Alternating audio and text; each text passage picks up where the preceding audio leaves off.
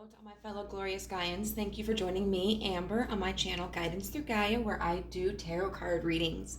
If this is your first time, welcome. I hope that this message is useful for you.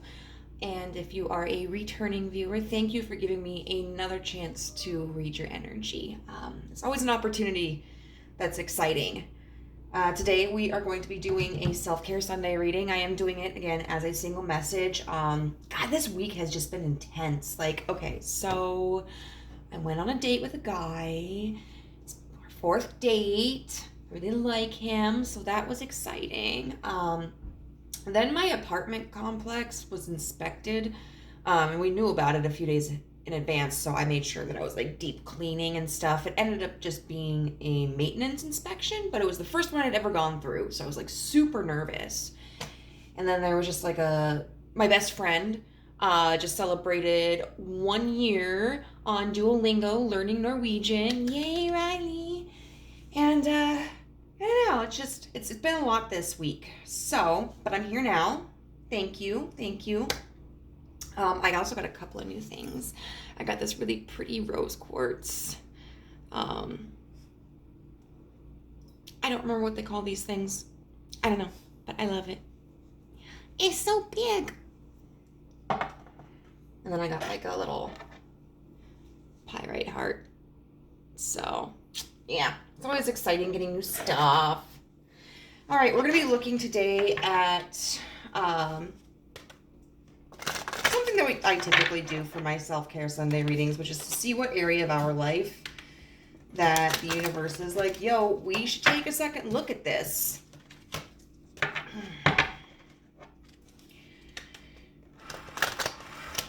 We're in retrograde, right, with Mercury, because I feel it. All right, these are amazing. I like this. I just got this deck. It's called the Talisman Oracle.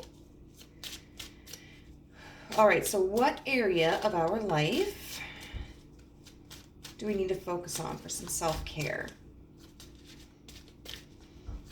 Where can we improve in our life? I was going to say, if I get the Destiny card again. All right. So we have this card called Magical Power. And as you can see, the primary image is of a dragonfly, which oftentimes can symbolize travel, change, transition, messages. And then there's this, I believe this is the sigil that it will cover here. It kind of reminds me of the Slipknot symbol. I don't think it, the Slipknot symbol, I think, comes from something. Oh, and there's a Star of David in the middle. Okay. So I am going to look at what the description for this card is.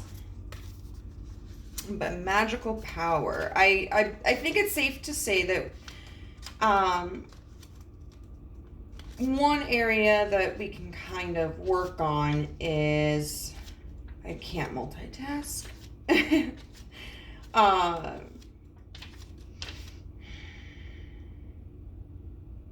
Building that power within ourselves,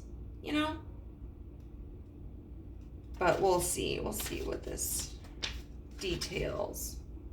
Oh, where does that sigil come from?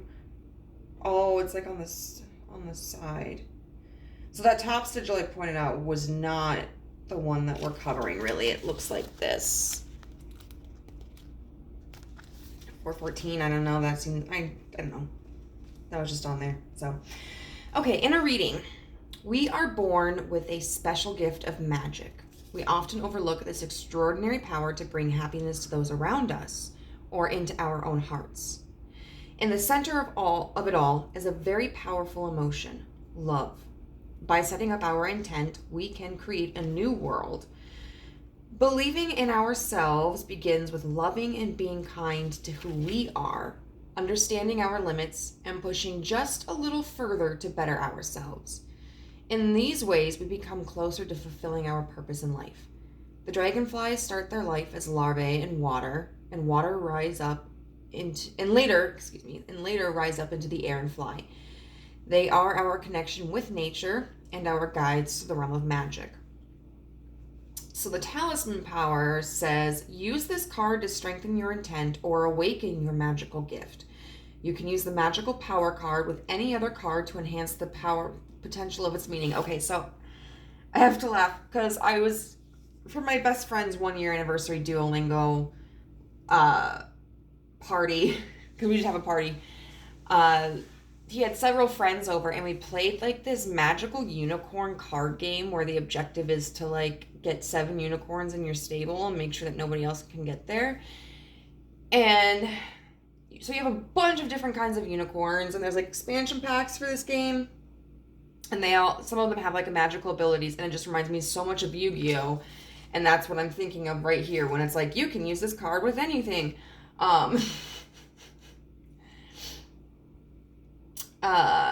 Focus on the magical hexagram and the powerful energy that spreads on the card. Feel the change of life feeding your ability. The dragonfly lifts itself into the air and flies away. Follow the winged messenger. And then the statement is, the magic is me. So we may have been looking outside of ourselves for validation or something outside of ourselves to, I guess, elevate us or be our sense of purpose. But the reality is that there's something within us that we need to nurture and expand upon. I'm really interested to see if there's anything specific that we get, or if it's going to be kind of a more generalized description. Because, I mean, this could literally talk about maybe we have some magical abilities we need to work on. I bought this really interesting book that's about, like, the Celts and the Seers or whatever, and I've gotten to a couple of chapters. And the first one talks about, like, working with your ancestors. And the thing is, I've been getting that message a lot, where it's like, you need to work with your ancestors, call upon your ancestors. And I'm like, bro, I don't even like some of the family that I've had or do have. Why would I want to work with my ancestors? But here's the crazy thing, okay?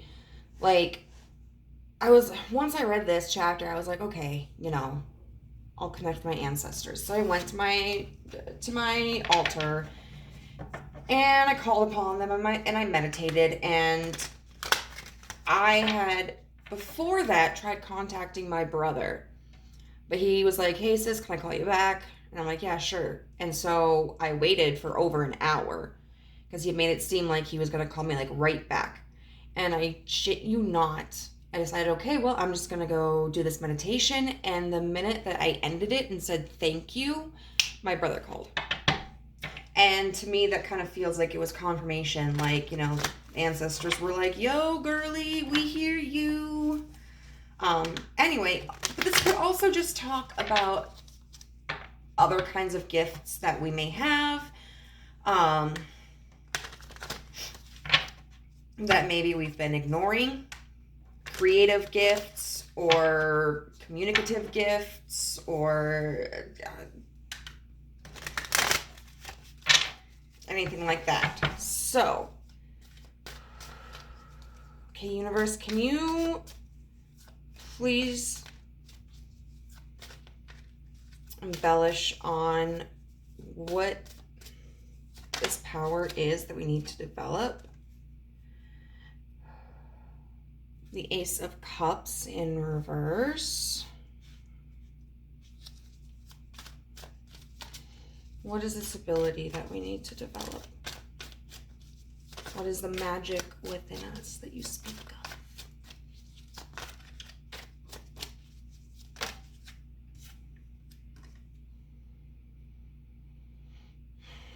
The Five of Pentacles.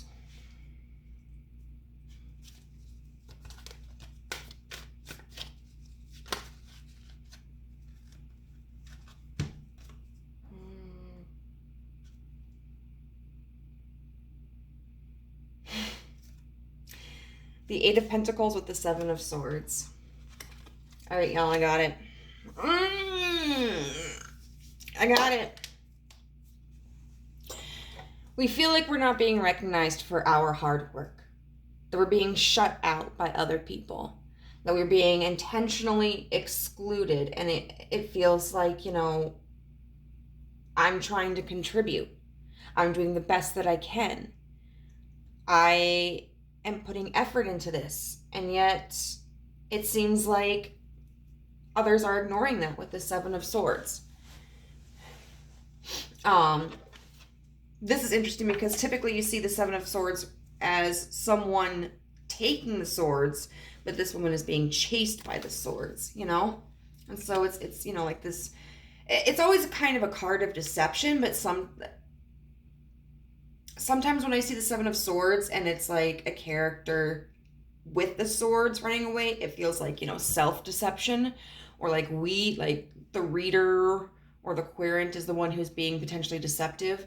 With the Seven of Swords here pointed at a woman who's trying to run away, this card to me demonstrates more of like deception by other people. And with the Ace of Cups in reverse, that's talking about balancing our emotions. That's talking about being able to approach this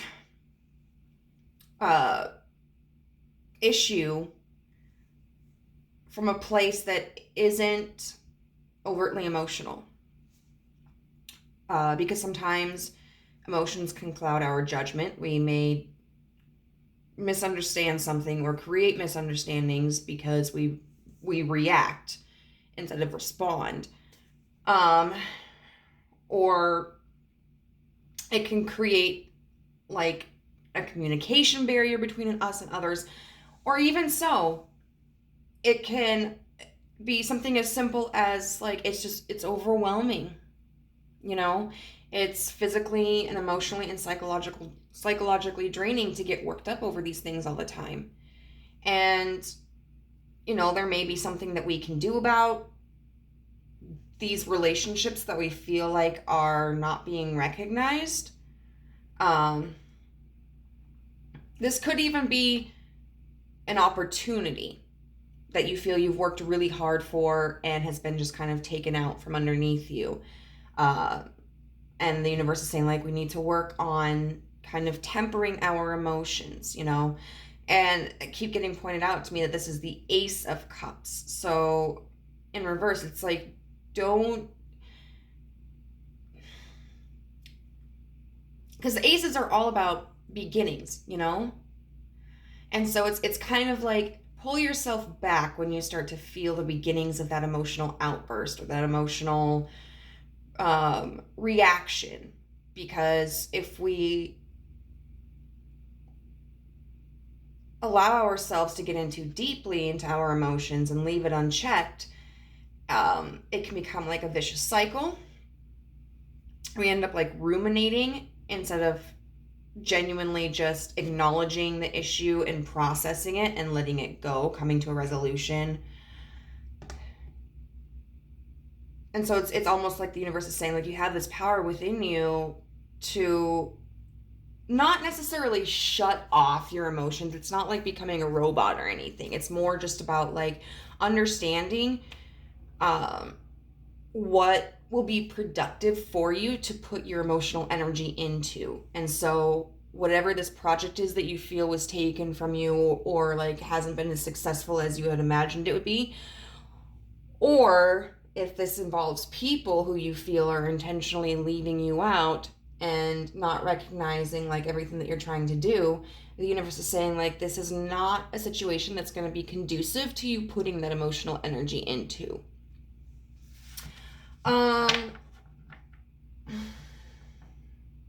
So how can we approach the situation differently? We know that, okay, emotions are kind of running rampant here and they are creating a little bit of a hurdle. So what's the solution? Like, what way should we react?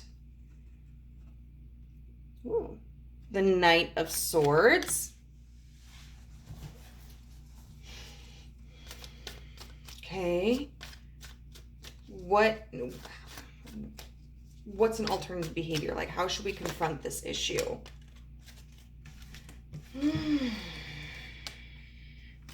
We have strength, clarified by the Four of Pentacles.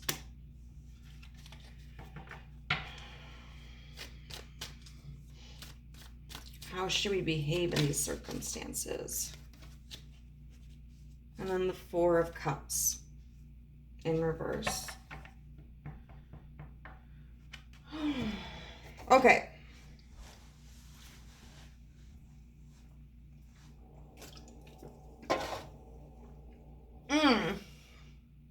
So the Knight of Swords. Knights are all about like travel and communication. And swords are about communication and analysis and intellect. The Knight of Swords is somebody who is going to be a very quick communicator. Someone who is not going to hesitate to express themselves. And as long as the Knight of Swords is somebody who has worked on like healthy boundaries and emotional regulation and that sort, they're going to be able to communicate with an open mind. You know, like they go in with the intention of having a discussion about this project or this goal or feeling left out in the cold by these people, you know, and just say like, hey, can I talk to you about this? And stating their point of view, and then allowing the other person or other people to communicate their points of view, you know, because sometimes when we enter into a conversation after like we have felt slighted or rejected or ignored, it's very easy for one or both parties to just kind of go in with the goal of expressing themselves, but not taking the time to acknowledge what the other person is saying and being receptive to it. You know, a healthy Knight of Swords is somebody who is not going to beat around the bush. They're not going to stew on something. If there's an issue, they're going to approach the person. They're going to confront the problem. They're going to express themselves in a very, like, I would say, logical way. So this is kind of, I watched this interview with a woman who is a diagnosed psychopath. And it's very interesting how she was talking about there are certain emotions she can't feel. Like she doesn't get scared. She doesn't feel sad, you know? And there's one instance where she's talking about how she was having a conversation with somebody and she didn't understand, like she didn't notice the cues that, like the social cues that the other person was providing to indicate that like, hey, this conversation is not something that I'm enjoying, you know, I want this conversation to end. And so the other participant in the conversation got really upset and said she was going to kick the psychopath's ass. And the psychopath was like, okay, I mean, if that's what you want to do. And the way she was talking about it was really interesting because she's like, I'm not scared like to die. I'm not scared to get beaten up, you know, like. And this woman was significantly larger than me, and so there wasn't really much I could do about it. So if she wanted to kick my ass, okay. I mean, so it's very like logical. Like the psychopath mind, psychopaths are not inherently violent. This particular individual said that she was more of a threat to herself than to others because she, without fear, you know, she doesn't necessarily always behave with caution, so she might be more prone to like participating in dangerous sports and activities and such. But the psychopath mind, just, there are certain functions in their brain that aren't there, and they just kind of look at things from a more objective standpoint, a more logical standpoint, like a more what's the word?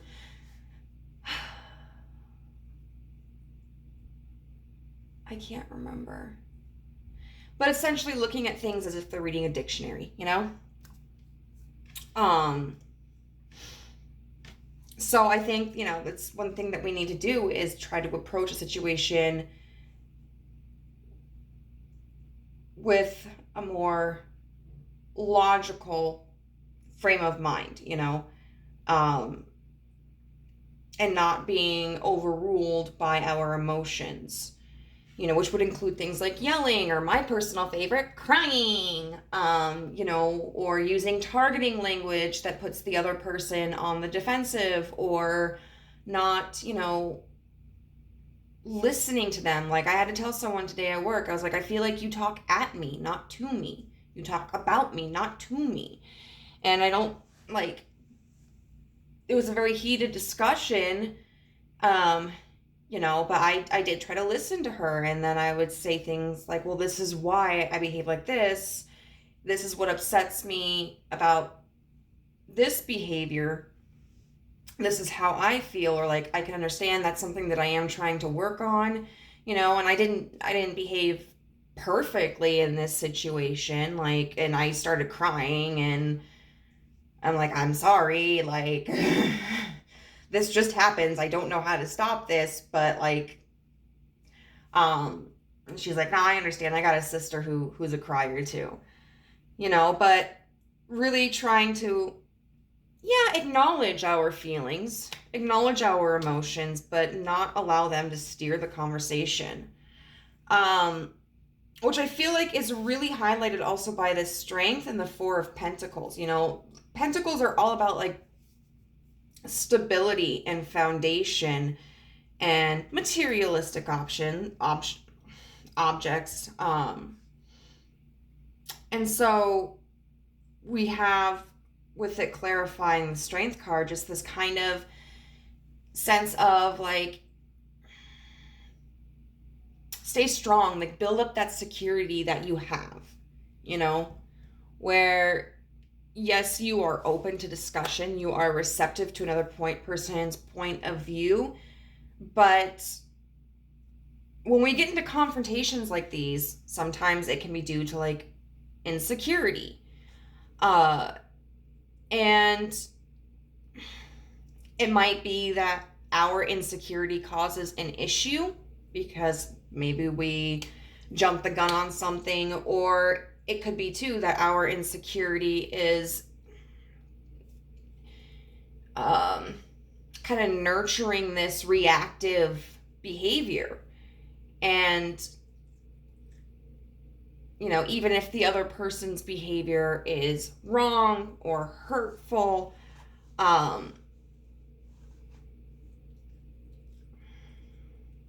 it is important for us to feel confident in ourselves. Like if people are talking about us, you know, and just kind of whispering and like talking smack and everything like that, of course it sucks. Of course it hurts. That creates like a hostile environment. It's very upsetting, you know, but there's also, I think, importance to remembering things like, you know, miserable people who feel miserable want to make people feel miserable.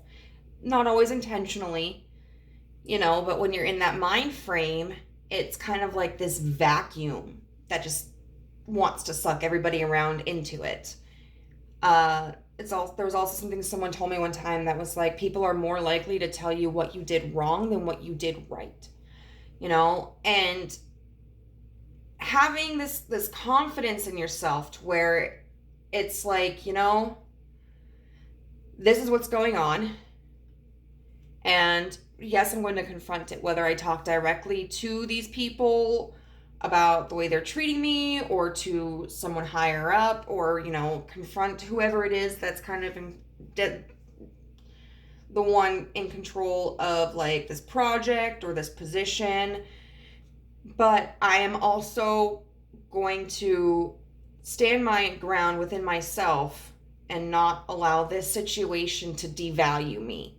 Like, I know what I'm worth, and even if there's something that I've done wrong that someone brings to my attention, Well, that doesn't mean I'm not a good person. That doesn't mean I don't have any worth. It's something that, I should be intentional about changing, but I'm still a worthwhile human being. And so it's really important to build up that confidence and sense of security within yourself. Because at the end of the day, like, even if you don't get this project or this recognition, or even if people around you are kind of shutting you out, you should still be able to feel like, this isn't the end. This isn't the end all. There's more to life outside of this, and I am valuable. And then we have the Four of Cups in reverse, and I am getting like two feelings from this.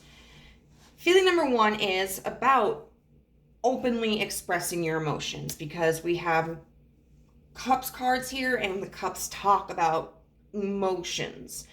And when we have the Four of Cups upright, that talks about really like hoarding our emotions to ourselves. We're not really emotionally open to others, and we're not accepting others' emotions. It's just kind of like we're in this bubble, which sometimes we need to be. Sometimes we do not have the energy to like mingle emotionally.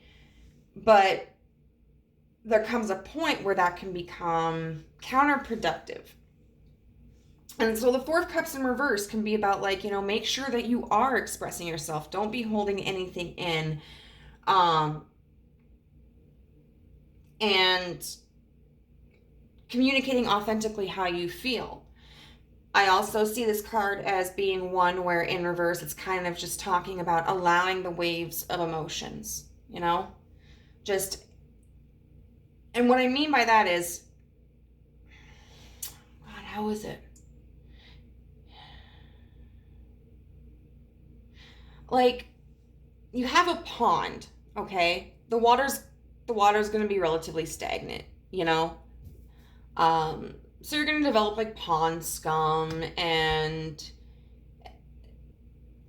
it's going to be warmer, a warmer body of water than say like a stream, because a stream is flowing, and so the constant flow of the water doesn't allow the water to warm up, so it's going to be colder when you get into it.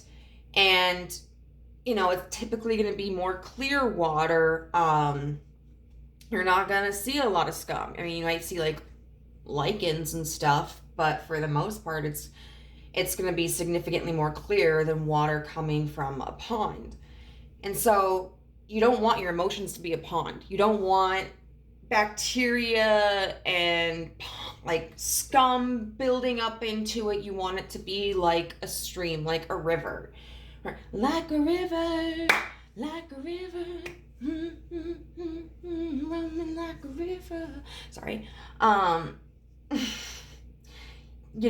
Where you allow your emotions to come in. You don't like try to force them out. You don't try to say like, no, emotions, like I don't have space for you in my life. I don't feel anything. I'm fine. It's okay. You also don't want to be like, you know what? I'm hoarding all my emotions in here. Like there's no leaving. Like I can't express them. I'm just going to keep them on the inside. It's fine. You want an entry point and you want an exit point, and that's how we can maintain more of a healthy mindset. Yeah, I think that's all. So we're going to get a couple of cards here. So this one is going to be about like any divine feminine figure that could be inspirational for us, or could, if you are like someone who works with deities and can shuffle better than I can, this may be somebody that you feel inclined to work with. I will say this, I don't personally work with deities terribly often. I did work because I'm on the fence. I don't know about deities, but I did decide hell, you know what? I need some help making better decisions in my love life. So I'm going to call on Lilith, because Lilith is going to be she's going to give me two options. And I don't know which one it's going to be, but they're both going to be rough. It's going to be Amber, get your shit together, or I'm going to cause a tower moment in your life to get you out of this, mindset and get you serious, or get your shit together, or I'm leaving until you can be more serious about it. So, and I really feel like working with her, it was brief, but I think it was really helpful. Okay, so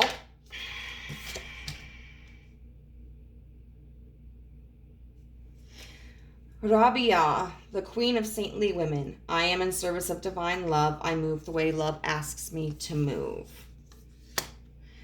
And I think that's, love for others, love for ourselves. Let's see if there's anything in here that may be of use about like her history or what happens like when we hang out with her. I don't know too much about this particular woman.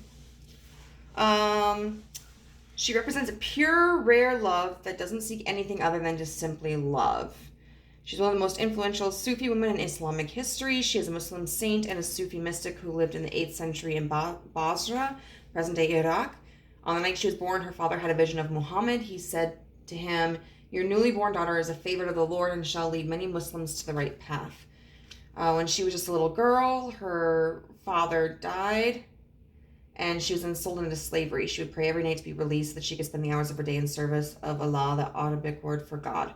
When her master overheard her prayers and saw that she was illuminated with light as she prayed, he realized she was a saint. He released her immediately. She went into the desert and worshipped in solitude.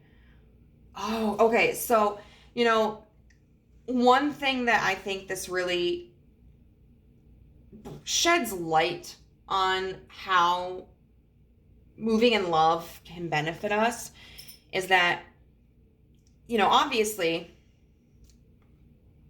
slave owners typically aren't good people.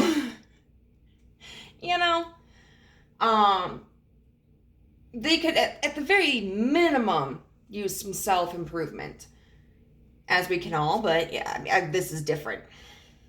And so there would be every reason for Rabia to, hold resentment towards her master. And she could be spending this time trying to poison him, or trying to escape, which I'm not here to tell anybody how they should escape slavery. I don't have the experience behind that, the struggle and the suffering of that. So, I'm not going to get mad. I'm going to be honest. I'm not going to get mad if someone poisons their slave owner. Okay? I'm not. In Germany, I was reading about how it's interesting. If someone tries to escape from prison before their sentence is over and they're brought back, there isn't an additional charge for trying to escape because that's considered a basic human need and right to be free. There would be an additional charge for any other further crimes that they committed, if they damaged property, or if they stole someone's vehicle, or if they assaulted someone. But for the purpose of this,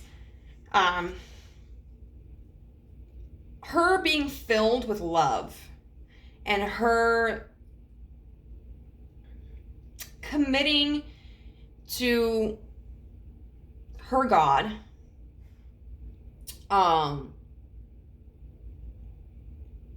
her actions were able to kind of spread that positivity and love onto her master.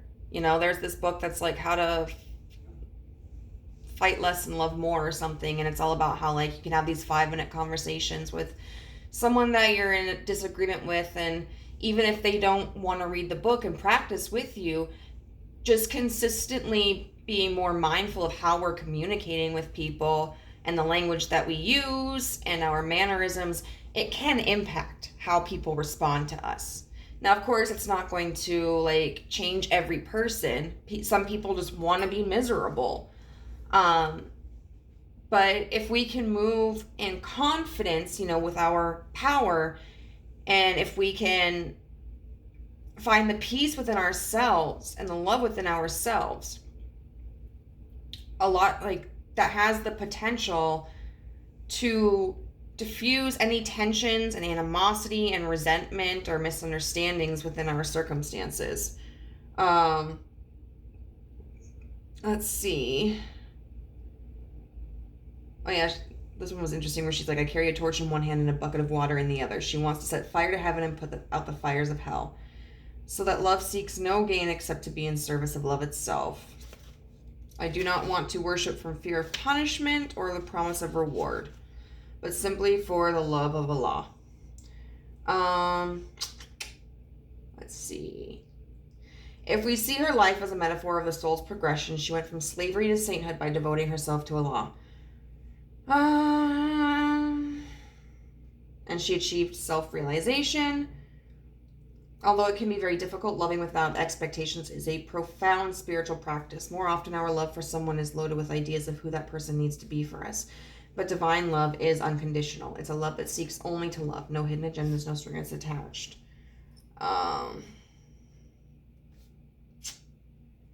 Let's see. So what I'm going to take from that is, I mean, because not all of us who are sitting here today like believe in a creator of any sort. Some do, you know, and you can take that quite literally then if that speaks to you in that way. But it's more like, you know, being able to develop that peace and that foundation within ourselves helps us to not be shaken by the motives of others and the actions of others. And sometimes, you know, people, we never know what someone's going through, you know? And so sometimes people may act out, or they may not be seeing a situation clearly because of things that they've got going on in their life, you know? And if we can come from a place of like reason and logic, calm, open discussion, it may allow them to see the perspective from our point of view a little bit more clearly, or if like they've been defensive or antagonistic in the past, you know, it can help to, I want to say disseminate, but I don't think that's really the word, but it can help break down the walls and the barriers of conversation. So let's get one more card. And it just looks like the sun behind her head. It's so beautiful. Makes me think of like Leo energy, because we've also got strength here. Like what's an affirmation statement we can do? My healing is already in progress. My willingness to forgive begins my healing process. I allow the love from my own heart to wash through me, cleansing and healing every part of my body. I know I am worth healing. See, once again, healing, love, cleansing. So it kind of reminds me of this gentleman, like, he doesn't typically leave his room, but it's been getting nicer outside, and I had talked to him about that, and I was like, yeah, I saw you went outside the other day, and he was like, yeah. And it seems like, you know, I had some injuries that, like, you know, some, like, cuts or bruises or whatever that just kind of seem like they're healing better than they have in the past, you know, when I haven't gone outside. And so we were talking about, like, yeah, I mean, when you get outside and expose yourself to like fresh air and to sunlight, you know, you're providing like regenerative properties to your body that like we can't produce on our own. And so it's like giving your immune system a little boost. And that is kind of what I feel like, you know, this is talking about, and having that ability to forgive and having that ability to walk in love. And it's also a reminder that, like, oh, look at these. These are both red. Red orange. It's also a reminder that, you know, nobody is perfect, including ourselves, that every step forward is significant. And we are worth it. You know, we have every right to heal and to be happy and to be healthy. And it's something that for a lot of us is going to take conscious effort, but as long as we commit to it and are, I guess, merciful and gentle with ourselves and others, you know, it's something that can and is currently happening. So I hope that this was useful for you guys. If it was, I would love to hear how in the comments down below. Thank you for everyone who has watched a video of mine, including this one. If you are interested in personal readings, you can find my contact information down in the description box below. I would also really appreciate it if you haven't already, if you could subscribe and hit the notification bell to be alerted to whenever I upload a new video, and hit the like button on this video. It's just been really amazing to see the community grow, and I love it. I want to see how far we can take this. Have a good night, guys.